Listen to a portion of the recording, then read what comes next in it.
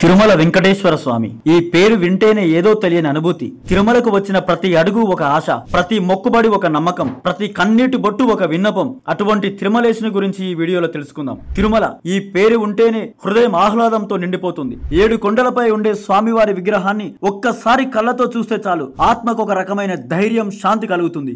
కలియుగంలో ప్రత్యక్షంగా భక్తుల మొక్కుబడులు వింటూ వాటిని తీర్చే దేవుడిగా పేరొందిన వెంకటేశ్వర స్వామికి సంబంధించిన కథ కేవలం దేవతా పురాణం మాత్రమే కాదు, అది భక్తిలో బతికే లక్షల కోట్ల మనుషుల జీవిత గాథ. ఒకప్పుడు వైకుంఠంలో విష్ణుదేవుడు లక్ష్మీదేవితో కలిసి నివాసం ఉండేవాడు. కానీ ఒక రోజు భృగు మహర్షి తన అహంకార పరీక్షలో విష్ణువును ఛాతిపై తన్నాడు. లక్ష్మీదేవి దీన్ని అవమానంగా భావించి వైకుంఠాన్ని విడిచిపెట్టి భూమి మీదికి వచ్చింది. భూమి మీదికి వచ్చి పద్మావతి దేవిగా అవతరించింది. విష్ణుడు ఆమె కోసం భూలోకానికి వచ్చి తిరుమల అడవుల్లో ఆవిడని గుర్తించి ప్రేమించాడు. ఇద్దరి వివాహం ఆకాశగంగా సాక్షిగా ఘనంగా జరిగింది. ఇందుకు కావలసిన ధనాన్ని కుబేరుడి వద్ద నుండి అప్పు తీసుకున్న విష్ణువు వెంకటేశ్వరుడిగా మారాడు. ఈ మానవ రూపంలో శ్రీవారు కుబేరుని అప్పును తీర్చే బాధ్యత తీసుకున్నారు. అదే కారణంగా తిరుమలలో భక్తులు హుండీలో సమర్పించే కానుకలు కేవలం భక్తి చిహ్నంగా మాత్రమే కాకుండా దేవుడి అప్పును తీర్చే సహాయంగా పరిగణిస్తారు. ఇది భక్తి అంతఃహర ప్రేరణకు అద్భుతమైన ఉదాహరణ. శ్రీవారు నివసిస్తున్న ఆలయం స్వయంభూ స్వామిగా పరిగణించబడుతుంది. ఆయన విగ్రహం ఆయనే ఆత్మ రూపంగా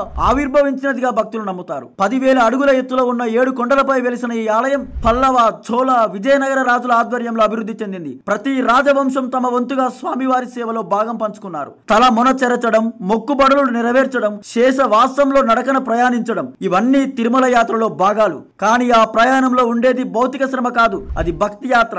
లక్షలాది మంది తలని భగవంతుని ఎదుట వంచి తమ మనసులోని కోరికలన్నింటినీ ఆయన ఎదుట ఉంచుతారు. శ్రీవారి ప్రసాదంగా లడ్డు మాత్రమే కాదు, ఆయన అనుగ్రహమే భక్తులకు నిజమైన ఆనందం. తిరుమలకు వెళ్లిన ఎంతో మంది చెప్పే కథలు ఒకేలా ఉంటాయి. నేను చాలా కష్టాల్లో ఉన్నాను, స్వామి వారిని దర్శించుకున్న తర్వాతే మార్పు వచ్చింది. ఇవి కేవలం భావోద్వేగాలు కాదు, ఇవి జీవం నుంచి దేవునికి వెళ్లే నమ్మకపు దారిలో చోటు చేసుకున్న అనుభవాల పరంపర. శ్రీవారి ప్రత్యేకతలు: ఆయన భక్తిని కోరడు, భక్తుల దుఃఖాన్ని పంచుకుంటాడు. ఆయన బలి కోరడు, ఆశతో వచ్చిన భక్తుల కన్నీటిని మాత్రమే అంగీకరిస్తాడు. ఆయన భౌతిక రూపంలో ఉండి భక్తుల మనస్సులో చిరస్థాయిగా నిలుస్తాడు. ఆయన వెంకటాద్రిపై శాశ్వతంగా తిష్టవేసిన దేవుడు, కలియుగంలో ప్రత్యక్షంగా బ్రతికే దైవం. ఇలా శ్రీవారు భక్తుల కొంగు బంగారమై భూలోకాన భక్తులను కాపాడుతున్నాడు.